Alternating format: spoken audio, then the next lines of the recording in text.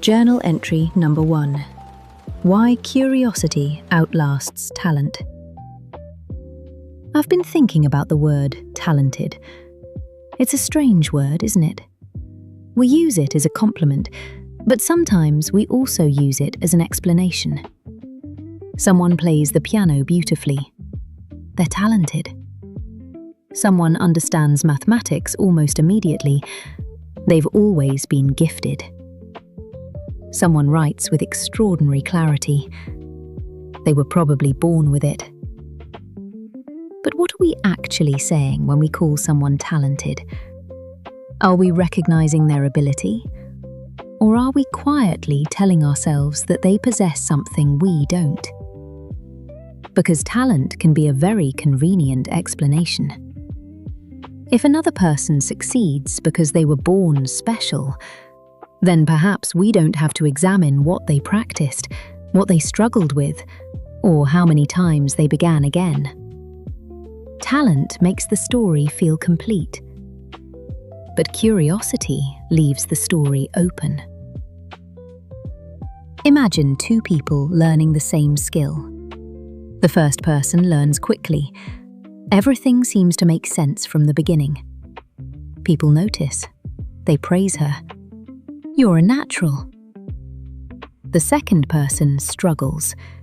She asks questions that everyone else appears to understand. She makes mistakes. She sometimes needs an explanation twice or 3 times. At the beginning, there is no competition. The talented learner is far ahead. But then something interesting happens. The work becomes harder. The easy answers disappear, and for the first time, talent is no longer enough. The first learner begins to feel uncomfortable. She is used to being good at this. Struggling feels almost like losing part of her identity.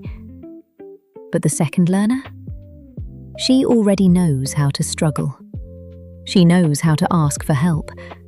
She knows how to examine a mistake without treating it as a personal tragedy.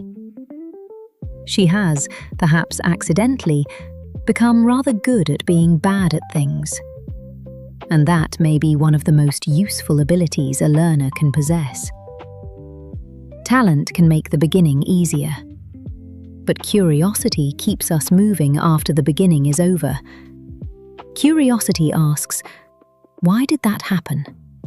What am I missing? What would change if I tried it differently? What does this person understand that I don't understand yet? That final word matters. Yet.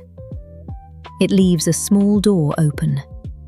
Not a guarantee, not a promise that everything will eventually become easy.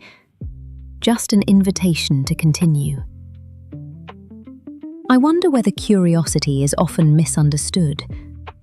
We imagine a curious person as someone who knows many unusual facts. Someone who can tell you how octopuses dream, why ancient buildings survive earthquakes, or what happens to time near a black hole. And yes, that person sounds delightful at dinner. But curiosity is not simply collecting interesting information. It is the willingness to remain with a question, even when the answer refuses to arrive quickly, even when the search becomes uncomfortable, even when we begin to suspect that our first assumption was wrong. That last one can be difficult. It is pleasant to learn something new. It is less pleasant to discover that something we already believed may not be true. But perhaps that is where the deeper kind of learning begins. Not when we add another fact to what we know, but when we allow a question to rearrange what we thought we knew. There is a book I often think about alongside this idea, Mindset by Carol Dweck. At its heart is a possibility that feels both simple and demanding. That our abilities are not always fixed at the point where we begin. We can develop. We can adapt. We can become more capable. But only when we are willing to enter the uncomfortable space between "I can't do this" and "I can't do this yet."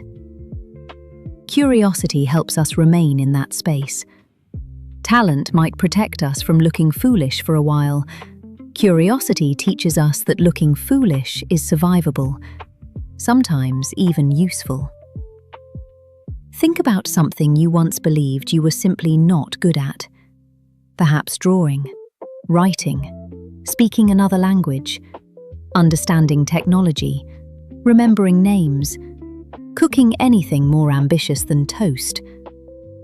Where did that belief come from? Did you genuinely reach the limit of your ability? Or did you reach the limit of your patience? Did you discover that you could never learn it? Or did you simply decide that struggling meant you weren't meant for it? Those are not the same conclusion. What if curiosity is not something we either have or don't have? What if it is a practice? A decision to ask one more question, to look a little closer, to resist the temptation of the first easy answer, to say, "I don't understand this yet," and then remain.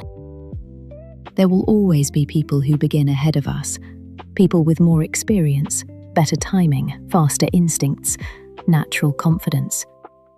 But beginnings are only beginnings. They tell us where someone started. They don't tell us where that person will finish. Curiosity may not attract attention immediately. It does not always look impressive. Sometimes it looks like confusion. Sometimes it looks like a notebook filled with crossed-out ideas. Sometimes it looks like trying again when nobody is watching. But over time, curiosity accumulates. One question leads to an answer. That answer creates a better question. The learner notices a connection, then another. And eventually, what other people call talent may simply be curiosity that has been given enough time. So perhaps the question is not, "Am I talented enough?" Perhaps the more interesting question is, "What am I curious enough to keep exploring?"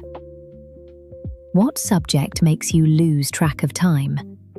Which question keeps returning after everyone else has moved on? What would you continue learning, even if nobody graded you, praised you, or paid attention? There may be something important waiting inside that question. Not necessarily a career, not necessarily a grand purpose. Perhaps simply a doorway into becoming more alive, more attentive, and more capable than you were before. Talent can open a door, but curiosity persuades us to walk through it. And when the path becomes difficult, curiosity is often what persuades us to stay. That's today's entry. I'd love to hear where this idea takes you. Until the next page, stay curious.